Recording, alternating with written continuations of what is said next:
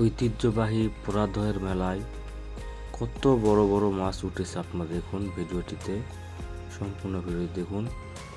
এবং এত বড় বড় মাছ মনে হয় না আমি কোনোদিন দেখেছেন বা আপনারা কোনোদিন দেখেছেন। খুবই একটা ঐতিহ্যবাহী সেই পোড়াদহ মেলা।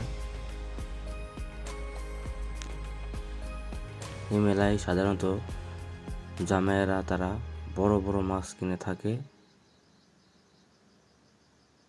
যারা পোড়াদহ মেলা আসেননি অবশ্যই ভিডিওটি দেখুন।